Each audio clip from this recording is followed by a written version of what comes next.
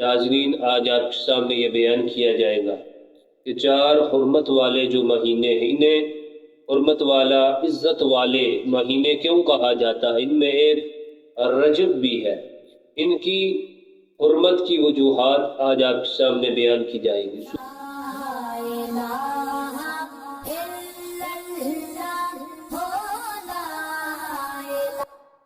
اعوذ باللہ من الشیطان الرجیم، بسم اللہ الرحمن الرحیم۔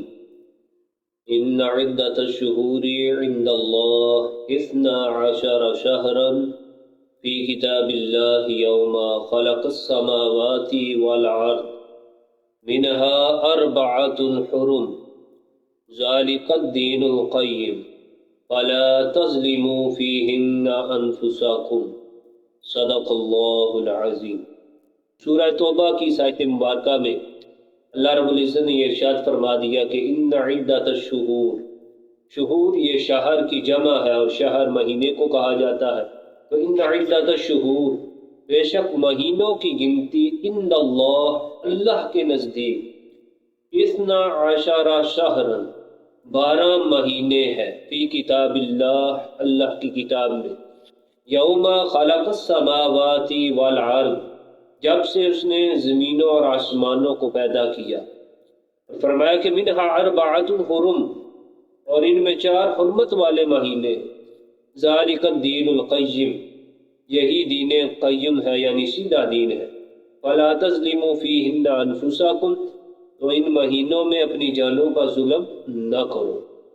سامعین کرام، اس آیت مبارکہ کے نزول کا مقصود یہ بتانا ہے کہ بکثرت احکام شرعیہ کی بنیاد وہ قمری مہینوں پر موقوف ہے، چاند کے ساتھ بہت ساری عبادات کا تعلق ہے۔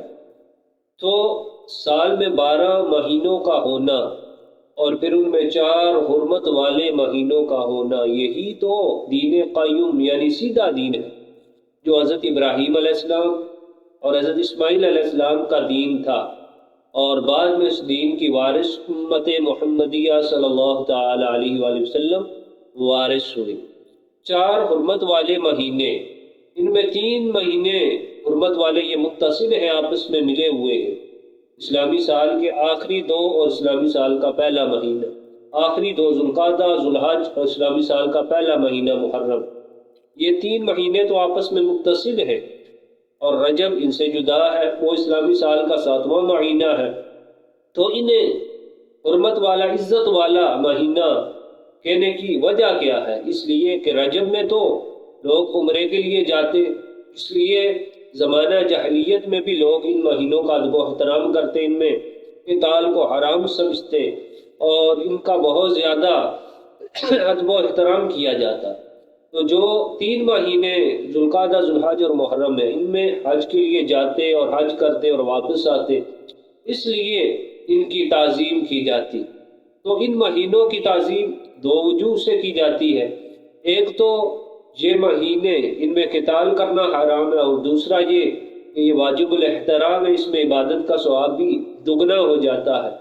تو شریعت محمدیہ کے اندر جو پہلا حکم ہے قتال والا، وہ منسوخ ہو چکا ہے، لیکن عبادت گزاری والا، ادب و احترام والا حکم اب بھی باقی ہے۔ اللہ رب العزت ہمیں رجب شریف کا ادب و احترام کرنے کی توفیق عطا فرمائے۔ وآخر دعوانا ان الحمد للہ رب العالمین۔